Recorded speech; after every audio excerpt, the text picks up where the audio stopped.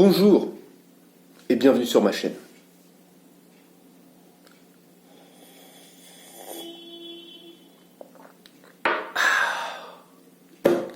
Ok, donc aujourd'hui j'aimerais qu'on parle d'un sujet qui est très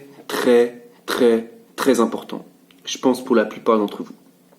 Je la fais à la suite d'une lecture de Simone Weil, Amitié, l'art d'aimer. C'est un bouquin qui fait 20 pages et que je vous recommande fortement et qui apparaît à l'instant à l'écran. En fait, aujourd'hui, j'aimerais qu'on travaille sur quels sont les principes qui font qu'on entre dans une situation qui est saine ou pas. Qu'est-ce qui fait qu'une relation amicale ou même amoureuse, elle est saine pour nous-mêmes ou pour l'autre?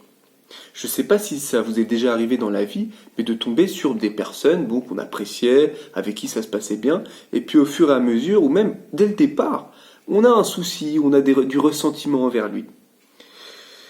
À ce compte-là, on peut vraiment se poser la question, mais est-ce que c'est une amitié ou pas? Donc quels sont les principes qui font qu'une amitié ou qu'une relation véritablement entre deux humains est une amitié ou pas?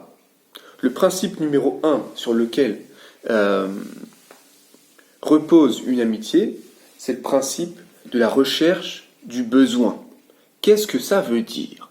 Ça veut dire que tous les hommes, ils ont des besoins. Tous les hommes et toutes les femmes ont des besoins. Ça veut dire que tu as un besoin de relation, tu as un besoin de parler, tu as un besoin qui est sexuel, tu as un besoin... Bon, enfin bref. L'être humain est un être de besoin. Il a besoin de gagner de l'argent, il a besoin de se chauffer. Ok. Donc ça veut dire que la base d'une relation, derrière toutes les relations, il y a un besoin.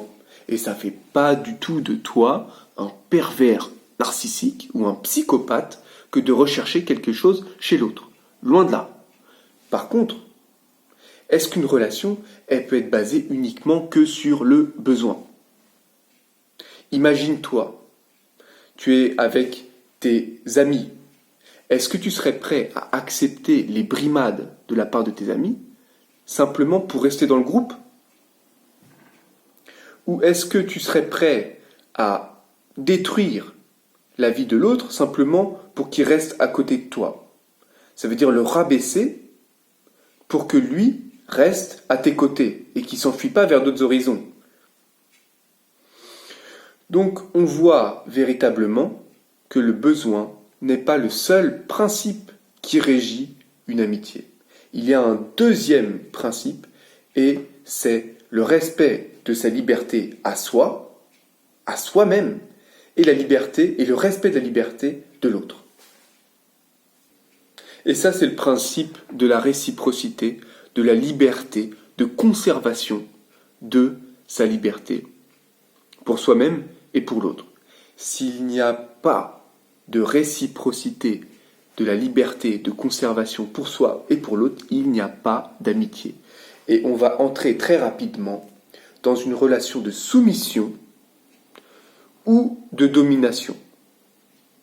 Ça veut dire que soit toi, tu vas chercher à dominer l'autre, à l'écrabouiller, simplement pour avoir accès à ton besoin, soit tu vas te laisser bouffer, tu vas laisser l'autre faire des choix que toi, tu n'as pas forcément envie de faire, mais tu vas laisser l'autre choisir à ta place. Simplement, est-ce que vous pensez qu'il peut y avoir une amitié qui est possible quand on se laisse écrabouiller ou quand on écrabouille complètement l'autre? Je vais vous dire pourquoi est-ce qu'on ne peut pas aimer l'autre qui se laisse écrabouiller ou qui domine complètement l'autre. Parce que quand tu écrabouilles l'autre en fait, tu le prends pour une chiffre-main, il n'existe pas, il ne fait pas de choix, c'est toi qui domines. Et très rapidement, tu vas être dégoûté par la personne que tu domines. Et autre point, si tu es complètement dominé, tu vas vivre dans la haine de l'autre, de celui qui te domine, parce que toi, tu fais pas tes choix. Les choix que tu voudrais faire, tu les fais pas. Donc tu peux pas, il n'y a pas d'amitié qui est possible. Il n'y a pas d'amour qui est possible dans ces conditions-là. Parce qu'il n'y a pas de respect de soi et il n'y a pas de respect de l'autre. Donc dans cette situation-là, ce qu'il faut faire, c'est, première chose, soit on est capable de réajuster, et ça veut dire augmenter sa liberté qui est en soi-même, ça veut dire que tu reprends le contrôle, boum, tu retrouves ta liberté, ou deuxième chose, tu laisses à l'autre la possibilité de refaire des choix et de s'assumer. Si c'est vraiment pas possible, si t'es avec un pervers narcissique qui est un truc de fou, ou si t'es un dominateur malade, dingue de chez dingue, et bah là, réellement, ce qui revient de ta personne, et c'est obligatoire, ce qu'il faudrait faire en tout cas, c'est d'essayer de couper avec cette relation qui n'est pas saine, tout simplement. Toujours dans le respect de soi et de la liberté de l'autre, il faut vraiment accepter aussi d'être différent de l'autre. On ne peut pas être un. Quand on est deux, on ne peut pas être un. Il y a des couples, par exemple, qui sont au départ tellement fusionnels qu'en fait ils se pensent être un. Mais ça arrive très souvent, et certainement que vous l'avez vu même parmi vos proches, des gens au départ qui se disaient « ouais, nous on est comme ça ». Et en fait, c'est des couples qui à la fin sont dans la difficulté simplement de se dire des choses. Parce qu'ils se sont tellement focalisés sur le fait qu'ils étaient un que maintenant qu'ils voient des différences, c'est compliqué pour eux de se dire qu'ils sont deux. Donc c'est ça aussi le principe de l'amitié et de l'amour, c'est qu'il faut accepter d'être différent. Il faut aimer sa liberté, il faut cultiver sa liberté, rien que pour soi. Aimer vraiment l'autre, c'est aimer sa différence telle qu'il est. C'est vouloir sa conservation telle que lui, il est. Ça veut dire dans sa différence et accepter qu'il fasse des choix qui ne soient pas les miens. Donc c'est ça qui est compliqué dans l'amitié. Et c'est ça qui est le paradoxe de l'amitié, c'est qu'en même temps, on a un besoin d'être en compagnie de cette personne, et en même temps, on a besoin qu'il soit complètement libre. Et quelquefois, ça peut même friser une espèce d'indifférence. Donc l'amitié, c'est quoi? L'amitié, c'est un mélange de nécessité, ça veut dire que cette personne, elle nous est nécessaire, et en même temps de liberté.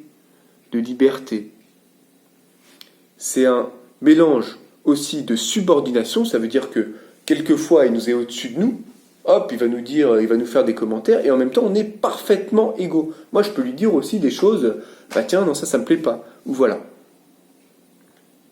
Ce qu'il faut savoir aussi, c'est que si on ne transforme pas une relation en amitié, ça veut dire qu'on ne laisse pas la liberté à l'autre et qu'on ne cultive pas un petit peu les besoins qu'on a auprès de l'autre, rapidement, on peut retomber dans des schémas qui sont de domination et de soumission. Ok. Donc si tu as kiffé cette vidéo, si tu as appris des choses, n'hésite pas à lâcher un petit commentaire, t'écris un petit peu ce que tu as compris de la vidéo, et puis tu lâches un petit pouce bleu parce que moi j'en ai besoin, ça m'aide voilà, ça m'aide tout simplement. Et puis je te souhaite une bonne journée, et puis je te dis à bientôt. Ciao, et puis quitte YouTube.